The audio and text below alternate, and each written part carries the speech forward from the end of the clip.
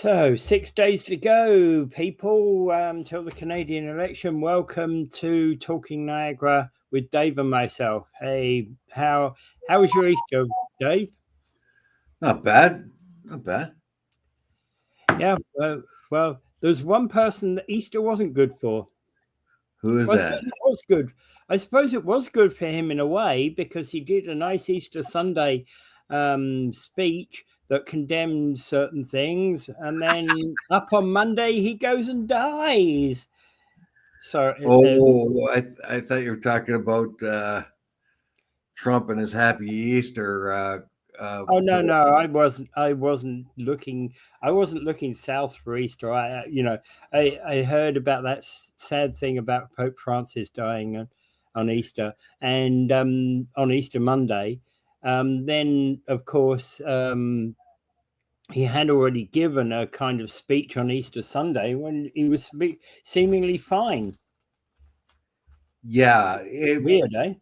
well, he wasn't fine. He was very, very ill. He managed to bring himself out to make an Easter message to everyone. He had to have one of the cardinals say most of it. All he could do is say a couple of words. He also met J.D. Vance, and he kind of told him off a bit that he's got to be a little bit more merciful. And he's like, hey, Wills, I'll say hi to PP today in Vaughan. We were okay. So he's going up to see Paul Pierre Polyev in Vaughan. Good for you, Gary. Good for you. Good show, man. Yeah, yeah. That's the way. Yeah, we'll get a report back from you tomorrow. Yeah. Of some kind. Tell us what happened. Yeah. Yeah. Anyway, back on the Pope. So it was kind of weird because I thought to myself, okay, is former Pope Cardinal Joseph Ratzinger, is he still alive? Did he outlive him? No, Right? no, he died. He died. He died 3 years ago. Yeah, he died a little while ago. Yeah. Yeah. Yeah. Which is weird when you consider that Pope Benedict basically, or Benedict the 16th, basically stepped down for ill health, and last another 10 years, 9 years. Yes, he did, but he felt that he wasn't really the man for the job. And it wasn't just a matter of ill health, but he also felt that he wasn't the man for the job. That's why he stepped down. Ratzinger was more of a theologian, and that's where he spent most of his time in theology of that. He didn't feel that he was the right guy for the job, and that's why he stepped down. That hadn't happened, so I don't think since the 1300s, or though where a pope actually stepped down. But Francis took over. And he was an old man too. And the problem with the popes, of course, is they're usually by the time they get credibility, they're old. By the time you're a cardinal, you're probably at least 60 anyway. Yeah, which doesn't give them much shelf life. Yeah. And this particular pope, Francis, he was a little bit different. For one thing, he was from Argentina. They hadn't had a non-European pope for over 1,000 years. But he was the other one was probably the one pope. He was from Argentina, but he was from Italian. He was from. He was one of 5 children, the eldest of 5 children from Italian immigrants to Argentina. Well, his father was an Italian immigrant. I think his mother was an Argentinian. I don't know what her ethnic background was. No, it doesn't give. It doesn't give any information about his mother. No. Yeah.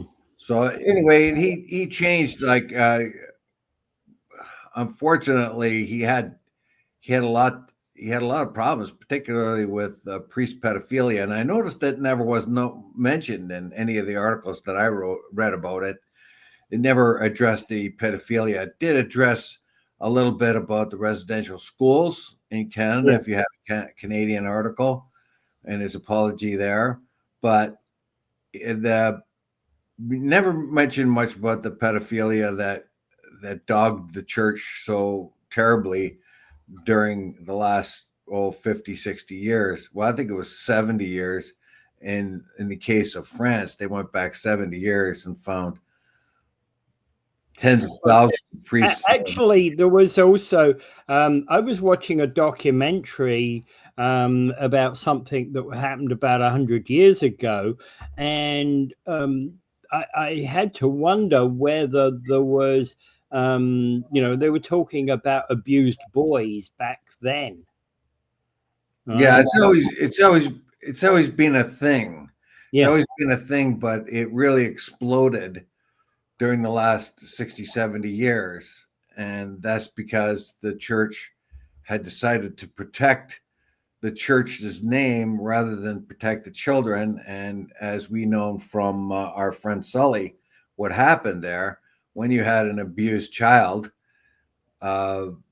in this case, he was abused by a local priest, and that priest had a history of doing that. But when the church actually came on and addressed the parents in that, their number one concern was to save the name of the church, and would give the family money with the agreement they don't say anything about it. Yeah.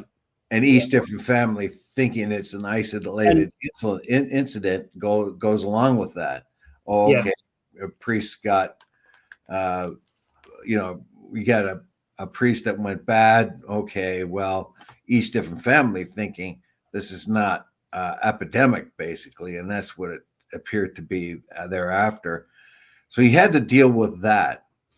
And when he tried to put the whole thing to bed, the people from Chile chased him back all the way to Rome and insisted that he do more. But they did set up in 2014. He created the Pontifical Commission for the Protection of Minors, although it said that was the child abuse. It fell short of really covering what was needed for the child abuse, sexual abuse scandals. Yeah, through the whole thing, the Catholic Church was more and more interested in it, in its reputation, and that was the biggest problem, even with Pope Francis, that it didn't really address hard enough the kind of crimes that had been committed against children, and was trying to do in halves or in quarters what it was trying to avoid doing by halves even. So its response was very, very, first it was very resistant, then it was little bits at a time, and then finally the whole thing came out. The worst of this, from my viewpoint, is the fact that when it came to, it wasn't the uncovering of it per se, because uncovering of these sort of things, when there hasn't been when there hasn't been anything stopping this sort of thing in the past, one takes a kind of approach that, okay, now you've just found out about this scandal, now's the point where you do something about it, right? You don't move, the moving of priests from one church to another church just took a blind eye to the problem. What they should have done is either defrock them or put them in administrative positions where they were nowhere near children. That's the whole problem. They didn't want to admit the problem, and so they covered it up. They knew that the problem was bad, but their whole strategy was to cover it up. Yeah, but that was actually something. That what I just said there, almost in exactly those words, were actually some of the words from a Catholic friend of mine we were talking about this particular issue yesterday, and I just repeated his words. Right? Yeah. So it wasn't as if they just found out about it. He's concerned. He's basically he finds himself as a believer. Yeah, and as a believer who obviously is appalled by the church being involved in that kind of stuff, he was in a situation whereby, he's no longer a member of the Catholic Church. He still believes in God, but he no longer is, he's no longer a practicing Catholic. Well, I remember talking to a fella that I worked with, and he was troubled. He went to the uh, uh, one of the pedophilia priests Yeah. had baptized his daughter, and so he was troubled by this. You have an evil priest, basically a predatory priest, a child predator who baptized his daughter, and he's wondering if that baptism is any good. And he said, and he was told, "Oh, don't worry about it. The baptism is good. It doesn't matter how bad the priest was." So he did. That was not a satisfactory answer for him. No, I get that, and I get that, because even though that particular priest and that particular his daughter, there may not be any question of interference, but it's the whole question of, you're talking about a person who should no longer be considered in the leadership position. Yeah, that's where the supernatural part of the church comes in. Oh, it doesn't matter how bad the priest is. God takes over at that point and makes sure the baptism is good. It's just not a satisfactory answer. And at least Pope Francis really addressed it. Ratzinger was the one that tried to bring this up to John Paul II, but they were not inclined to listen to him. There was a fellow by the name of Marcel Marceau who brought a lot of money into the church, but was a sexual pervert. In fact, abused his own kids before he was a priest. And so that he brought in a lot of money, and the church was willing to look the other way. The church ran into a lot of problems too when it came to money laundering as well. They had a Vatican church, and they made a lot of money with the Vatican Bank, pardon me, and they made a lot of money, and they turned their back away from money laundering that was happening in that bank. So there were a lot of issues that John Paul II had to deal with.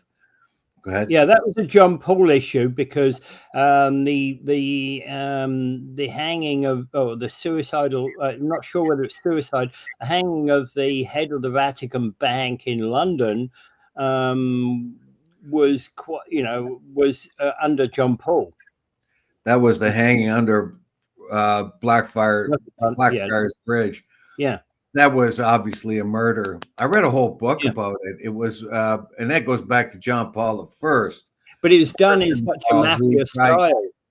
Who tried to get in, who tried to make the church more, tried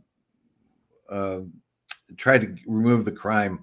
Started asking questions, and many people thought that John Paul I was murdered in his first 33 days. John Paul II came into play, and he did not concern himself as much with the pedophilia in the church. He believed in some of these people who brought money into the church that were pedophiles, and chose not to listen to those rumors or investigate them. Ratzinger did. He brought that up, but he felt there was a massive resistance because of the kind of money that was involved and the amount of money the church would have to pay out. Yeah. And finally, John Paul, Pope Francis, he turned that around, but he still tried to do it on the quiet as much as he could. And that's still a plague that surrounds priests. I doubt very much if a priest is allowed to be in a room alone with any children anymore, anywhere. And right now, that's potentially true, because right now, there is an election going on. Well, not necessarily actually going on right now, because what will happen over the next few days is the cardinals will be going to Rome, going to the Vatican, in order to select a new pope. So I guess that they will be in conclave probably in the next 5 days. Well, in this case, when somebody says "holy smoke," it won't refer to an expression of excitement. It will be the real stuff. Yes. Yeah. So we'll see. There's going to be I suggest to them, I don't know, they wouldn't take my suggestion at all. Pick a younger man. Pick a younger man if you can get one, so that you have some sort of consistency for a longer period of time. Yeah. And Nancy's basically weighing in. I've been watching the updates on choosing a new pope. The choices will be under lock and key, and probably they won't actually start doing anything. There won't be any movements on this until all the cardinals arrive in Rome, of course. Yeah, there's some. I think there's some African. We might even get an African pope, because the Francis and some of his predecessors made sure the Catholic Church was as strong as it could be and more represented in Rome than at other times. Good morning, Karen. How you doing? I just like to say that I voted yesterday, everyone. Yep, I haven't gone out and voted yet. I will be voting Monday. I'm not a big fan of advanced polls. I find them very convenient. I think it's a very good idea to have advanced polls. I think it's a good idea. I'm just not a fan of doing it myself. Well, if I was undecided, I would wait till the last minute. And well, right at the moment, I'm very undecided. I've never voted Liberal. I don't feel that a Conservative vote is the right move, because I believe Pierre Poilievre is the wrong leader for a party, for the Conservative Party, and I'm still mulling my options. I will vote Monday. Do you think, this is an aside, but do you think Doug Ford may move his way up into federal politics? I certainly do. I really do think he will be doing that. I think. Do you think he'll be the Conservative candidate in the next election? I think there's a fair chance he will be the Conservative leader in the next election. The thing about it is that he brings with him. Okay, so Karen voted on the first day. Well done, Karen. Yeah, absolutely. And I know you're committed to your party, and 100% accept that you've got yours.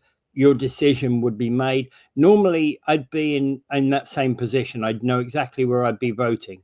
This time, I'm not a supporter of Mr. Poilievre. Well, I'll put it this way: I had to choose for my second choice, because my first choice was not on the ballot, and that, of course, was the Rhino Party. Well, I'm thinking that we need different. I think we need a shake-up in both provincial and federal politics, and I'm, basically, I do think we need a big shake-up. I will be voting. I won't even say where I'll be voting. I think it's essential to vote, even if you have to hold your nose and pick a candidate. Yeah. I'm serious. Like, we were talking about the Pope Francis, when he was asked about what Americans should vote for, during the last election, and he basically said what I had just said. He said there is no good choice here. You have to make the decision which is the worst or the best of two bad options. Very much, I'm paraphrasing what he said, but that's pretty much what he said. He didn't like either one of the parties, and he says it just has to leave it up to the American people, or when asked, or at least American Catholics, to choose based on their best estimation of who's going to do the least amount of damage. Yeah. All right.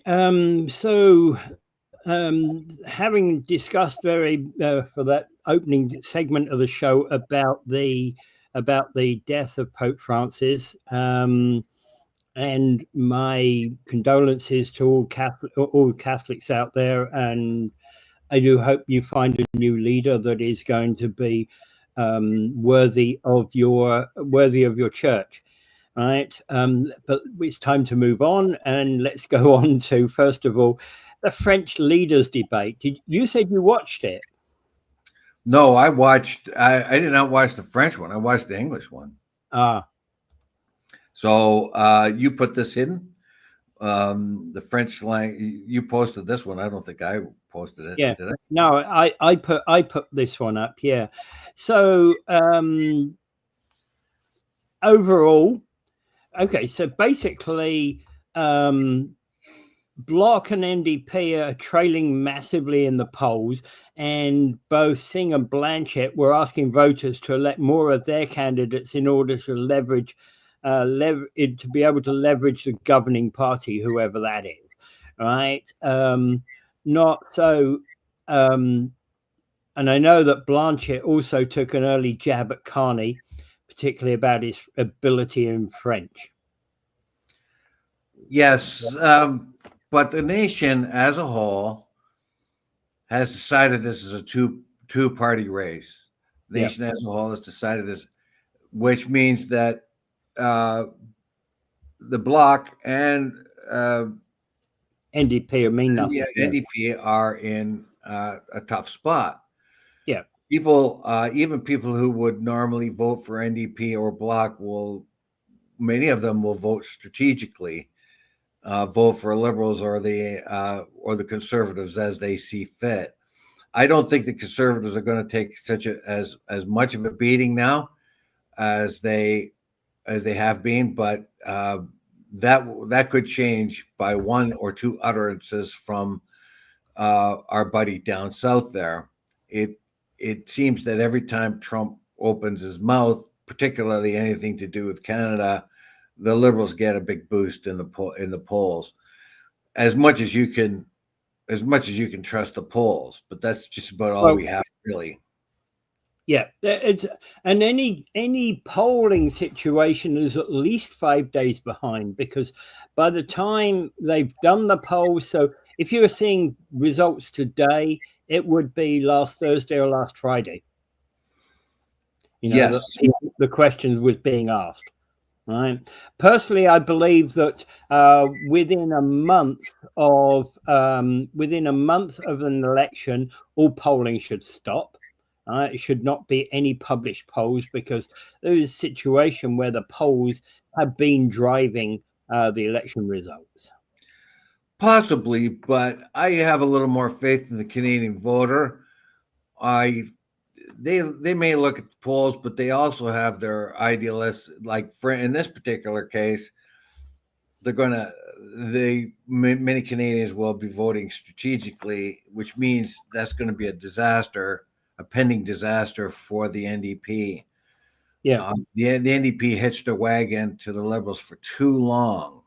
Absolutely, they did. Yeah, and tried to break with the Liberals way too late, and they looked like they were just doing anything they were told, which doesn't give a whole lot of people confidence in the NDP, even though ideologically there's nothing wrong with the NDP.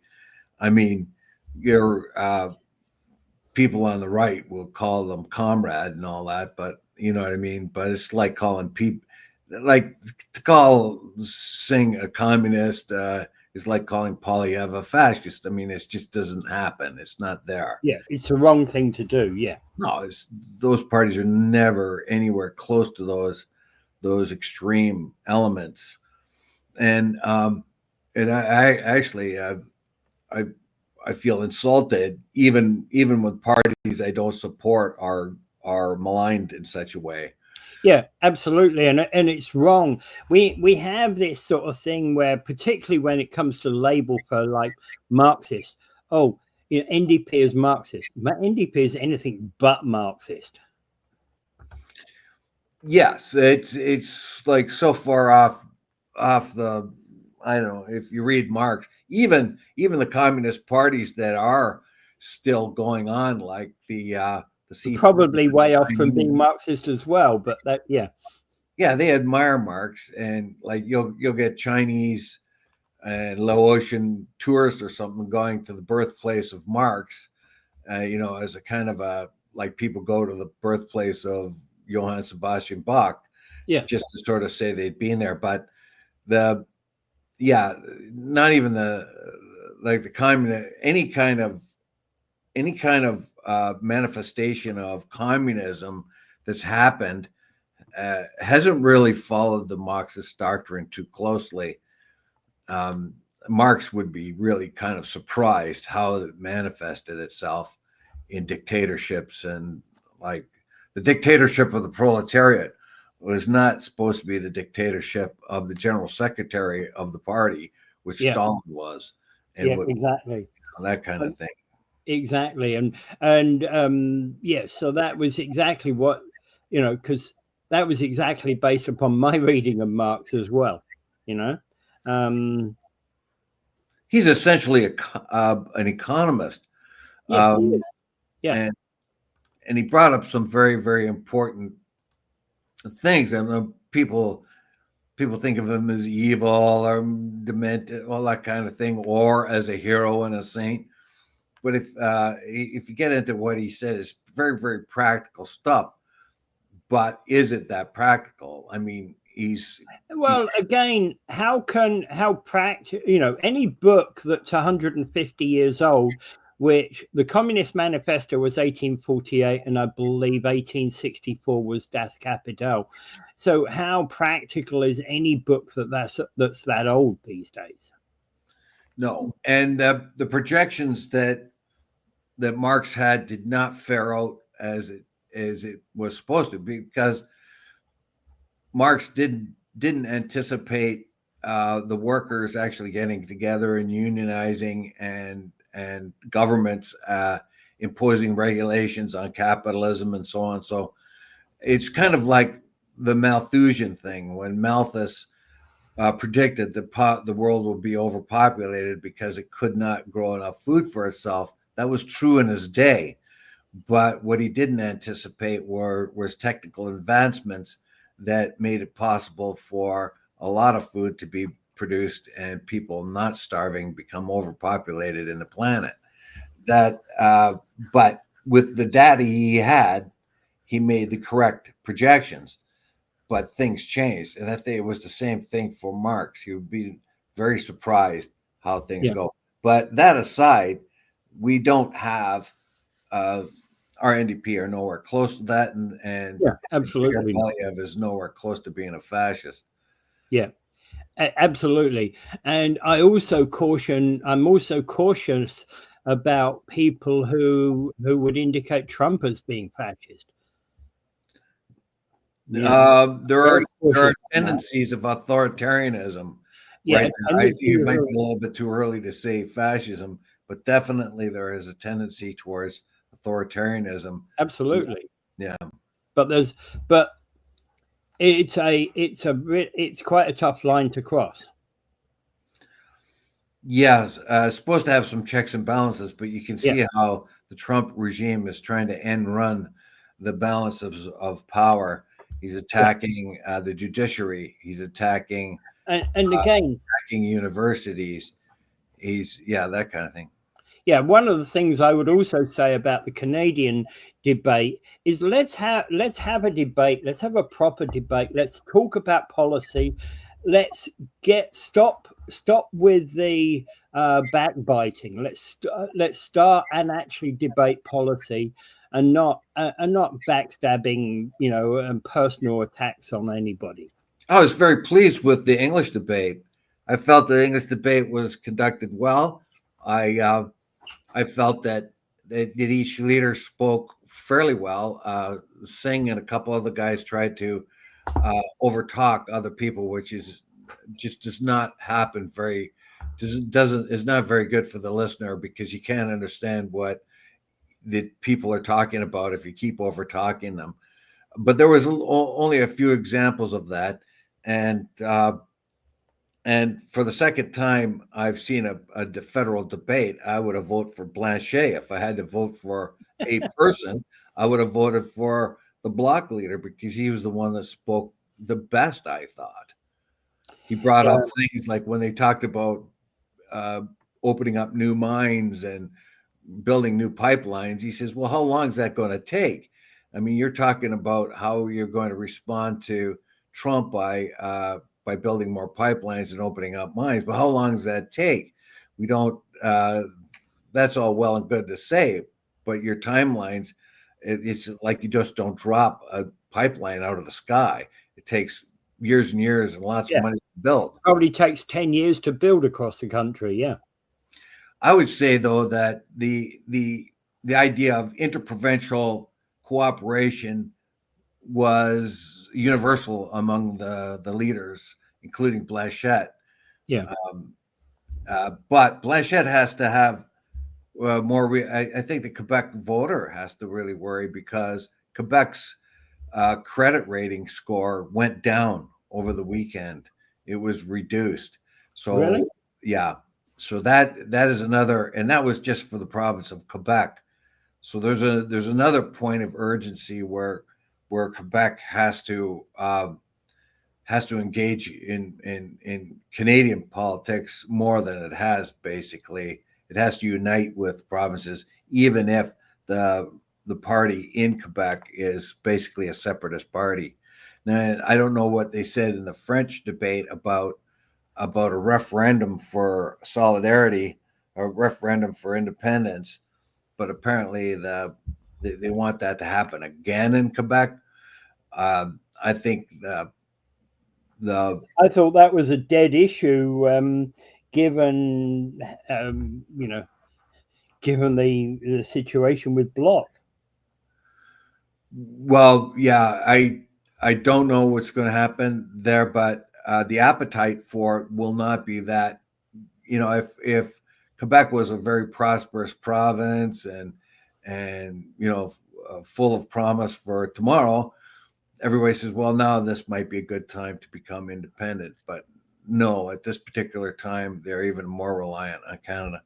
As a matter of fact, I think Quebec's autonomy is very important for Quebec, and I think every party believes that as well. So the independence of Quebec would be not a good thing for them. They should stay in Canada, like the different European countries are staying in the Well, EU. Anyway, when Bloc got wiped out in back in what was it 2011, it was kind of should have been the end of that whole concept of Quebec independence. Yeah. Anyway, Just a second. anyway. Yeah, I heard something over there. I have to look at it. Yeah. All right. One of the questions about one of the questions that has come up is about the question of advanced polls. And apparently in London, the advanced polls have actually had a record-breaking weekend. Nearly 2 million people voted across the country on Friday. On Friday alone, said Elections Canada. Right? So we've had this situation, and particularly those in London seem to have come out and in record-breaking numbers cast their vote over the weekend, with Monday yesterday being the last day to vote early at the polling stations. And I know some from some of our comments that, for example, Karen Fraser went out and voted early. So apparently somewhere near 2 million people have voted early already. Yeah, this gives you an indication how seriously Canadians are taking this particular election. I would imagine that conservatives are coming out in droves if they because they're usually not represented well enough in the polls, I think, and I think also other Canadians are coming out in droves too because we feel threatened, and so each one of us has a better has an idea what party will be the best suited to deal with our existential threats. Right now, Trump is being very quiet, but as soon as the election's over, he's going to start slurring us again as anything. Right now, he's being told every time he opens his mouth, the conservatives, the liberals get a boost in the polls.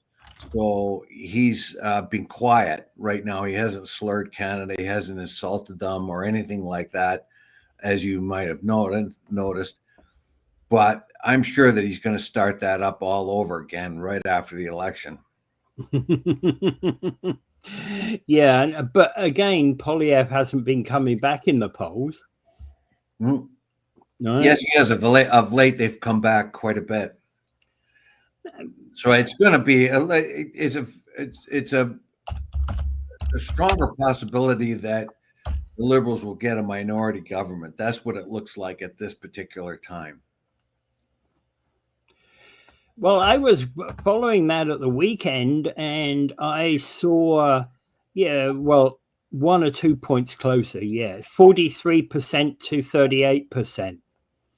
It's basically NDP and Bloc that are getting squeezed out.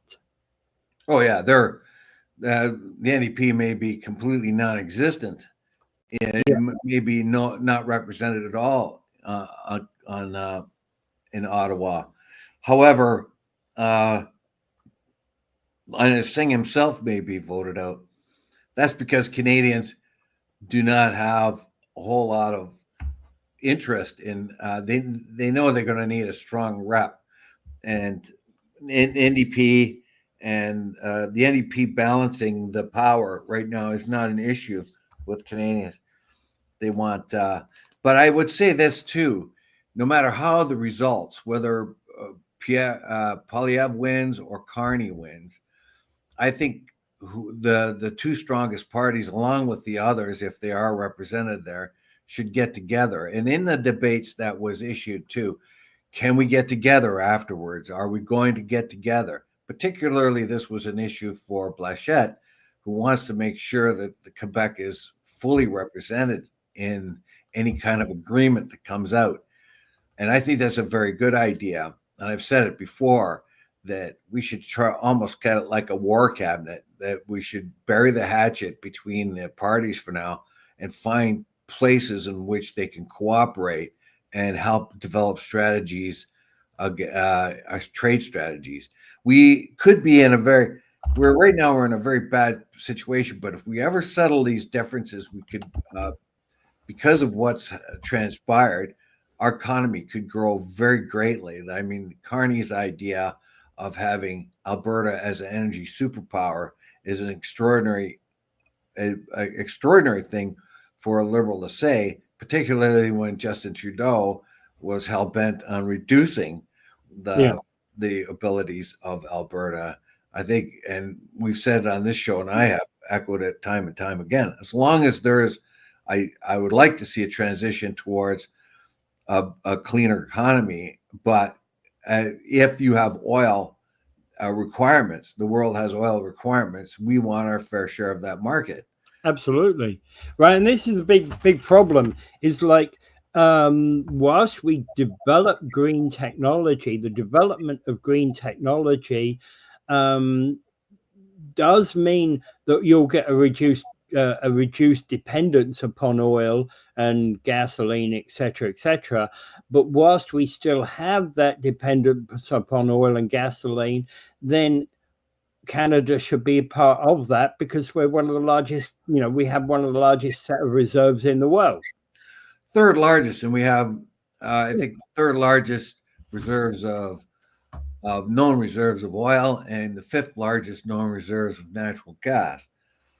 And plus, and we are in a situation where we can move towards uh, uh, nuclear power too, because we have among the highest reserves of uranium. Yes.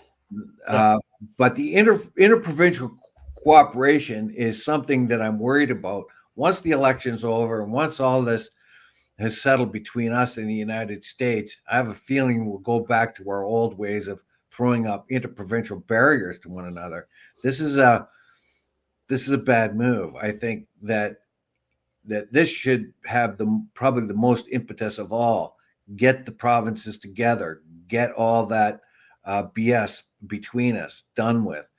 Nova Scotia, New Brunswick, and Ontario, I think maybe even Newfoundland, have already made agreements. Like uh, let's let's do away with the BS between interprovincial boundaries, standardize our trade practices between provinces, and estimates are that we could bring in as much as $200 billion, which would offset what we need from the United States. Yeah. And keep our economy alive. Yeah. And at the same time, we can start looking at other markets that we can open up.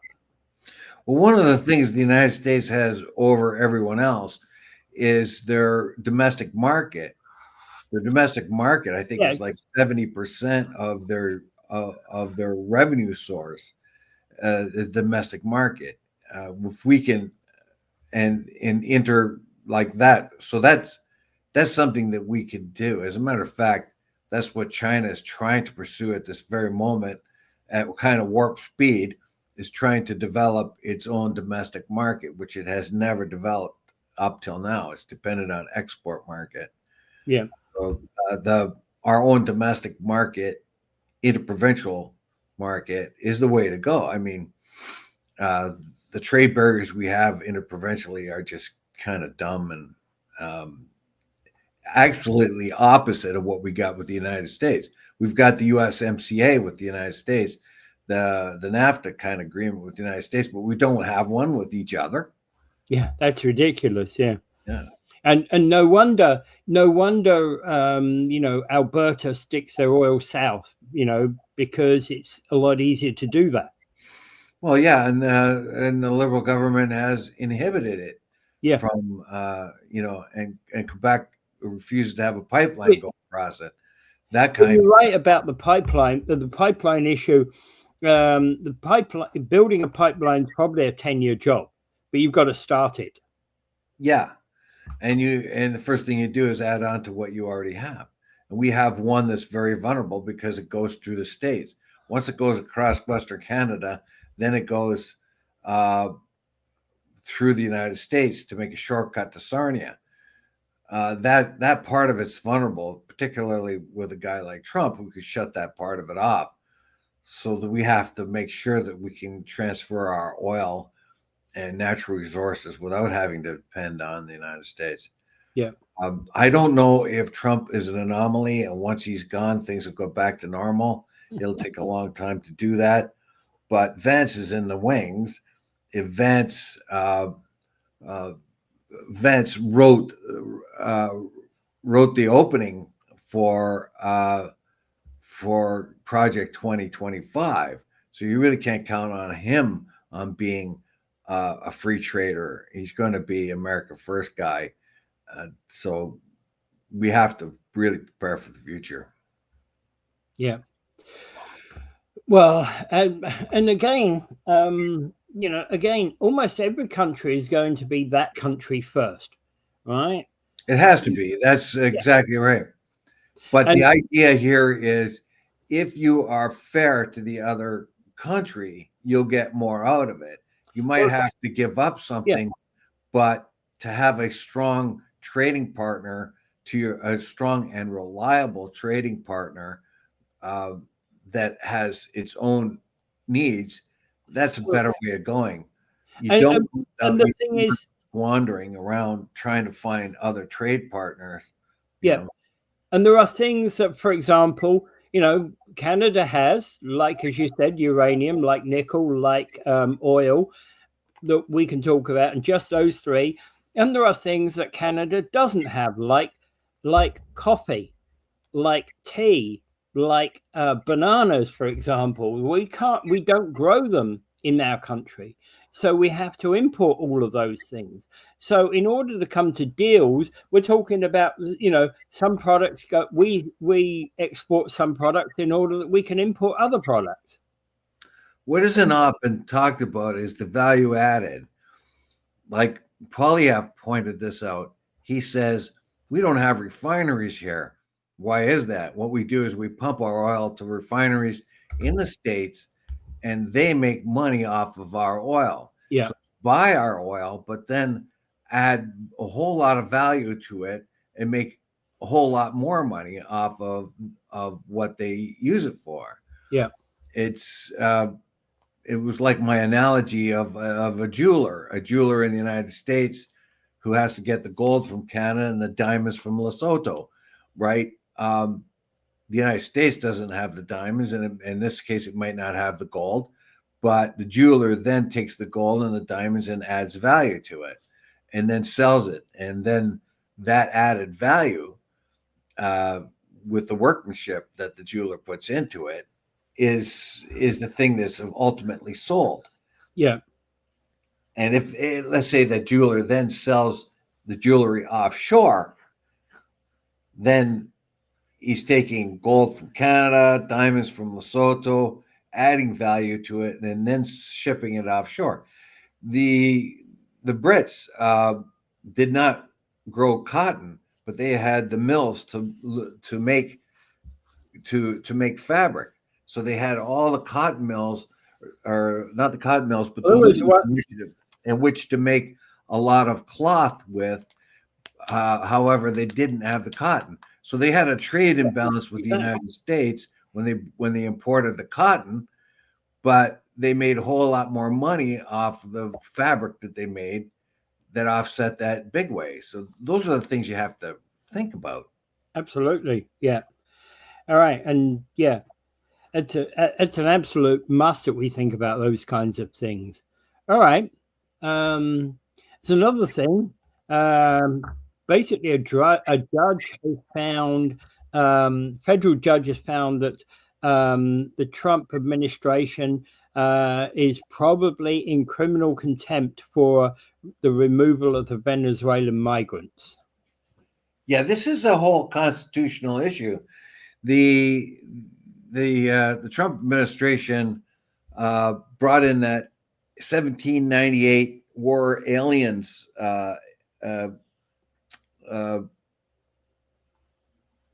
issue, basically, in their act. Yeah, that was designed in 1798 to be able to expel aliens, people who were war invaders. Basically, that's what it was made up for. If you think about that, that act was put together to actually expel British people who were trying to take back, Brits who were trying to take back the US. Yeah, and the US was still vulnerable to invasion. Yeah. Being a very young country at the particular time, and they had they had British, French, and Spanish neighbors, all of which were at that time a threat to the United States.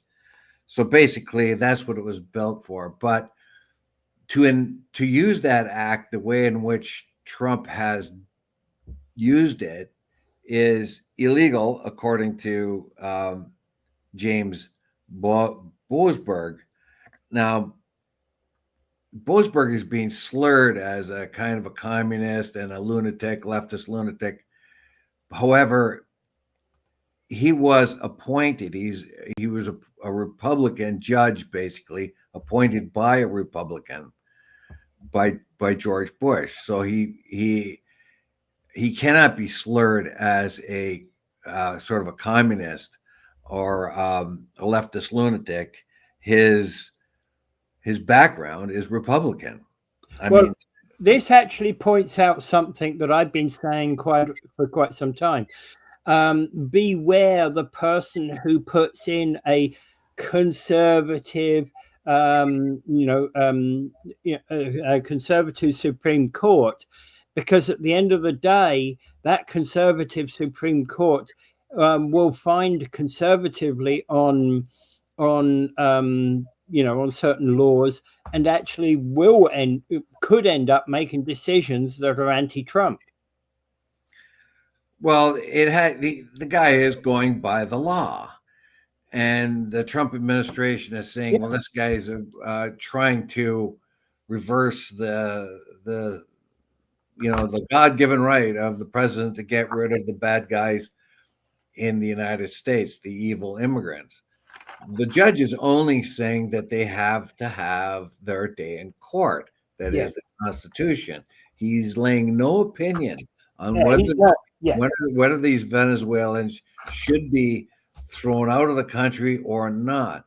But they have due process that is in the Constitution that protects people. So that's his sole concern here, is that due process is being scouted, flouted, and that by throwing these people out and not returning around the plane, that they basically are in contempt of court. Yes, they did something that was illegal. He asked that the plane be returned so that those people could have due process. The Trump administration came up with a whole lot of technicalities, saying that the plane was already in international airspace, so it couldn't be turned around. And once they dropped the Venezuelans off in El Salvador, they were thrown into prison, and therefore they had no jurisdiction over what El Salvador did, which is a whole lot of malarkey and nonsense, because all they have to do is say send them back, and they would. Basically. So what they did was they made an arrangement with the El Salvadorans to take on particularly Venezuelan captives. Now that one fellow that happened to be El Salvadoran and turned back to El Salvador, that's a different issue. He was grouped into with them by mistake. The government said they already admitted that they sent him by mistake, but that would not bring him back because he was an illegal immigrant. So even though they got rid of him by accident, it was still okay. So there's all kinds of tests to the Constitution here. And the Trump administration is saying that Boasberg has politicized the judiciary, the law, in order to gain their own ends, which sounds very foolish when the judge basically looks at the facts, particularly this one who was appointed by Republicans. And there are other Republican judges appointed by going back to Reagan that are falling in line with this as well, saying, these people, plain and simple, they have constitutional rights that the government is obliged to honor. And the government here is saying, no, we don't have to. Yeah, and at the end of the day, the Constitution. What he also says is the Constitution doesn't tolerate willful disobedience of judicial orders. All right, so that's exactly where the crime of contempt of court comes in, and especially they don't like it when there's a branch of the law of government that have sworn to uphold sworn an oath to uphold the law. Yeah, it's and that's the main thing here. And they're saying that the 1798 Aliens Act is the thing in which can outreach the Constitution in this particular case, overcome the Constitution. It's not true. So and the way they spin it, the Supreme Court, when that fellow that they sent down to El Salvador, his name escapes me now for some reason, and they sent him down to El Salvador, saying that he was an MS-13 participant, is beside the point. Is the fact that he had to have due process and that he was protected from being sent back to El Salvador. A judicial order saying that he could not be sent back to El Salvador because his life could possibly be in danger. So the court ruling was he could not be sent back to El Salvador, but that's what the government did. They sent him back to El Salvador, and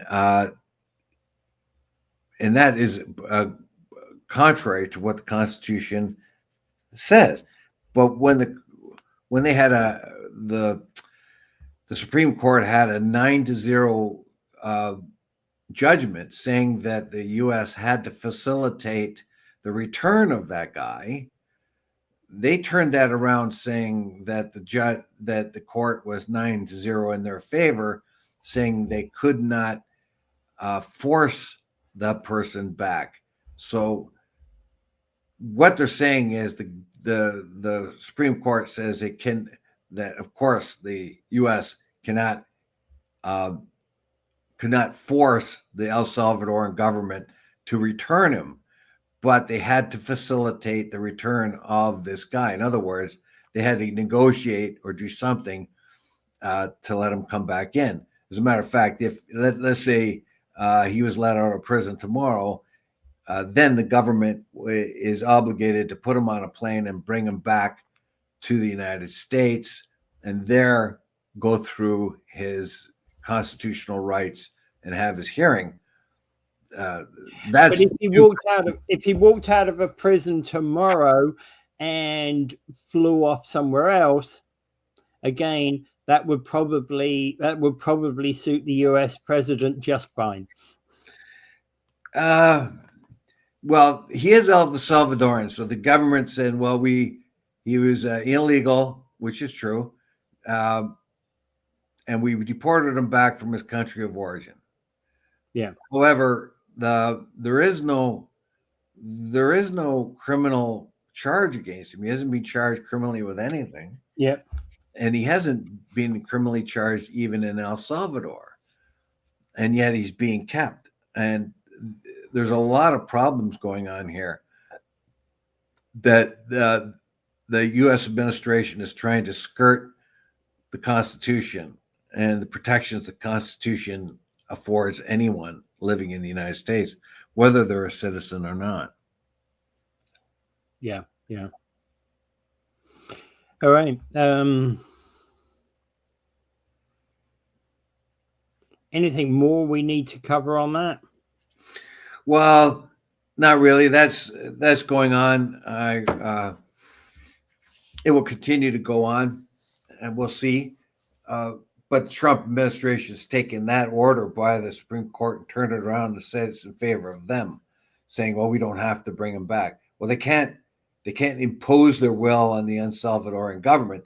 That's what the Supreme Court says, is they cannot impose their will. They can't go to war to get him back, in other words.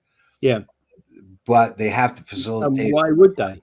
In other words, it's their obligation to try to bring him back any way they can, other than try to interfere with El Salvadoran politics.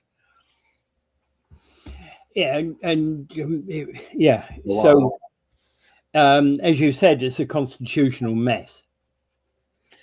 Yeah, and for the end here, I would just like to say that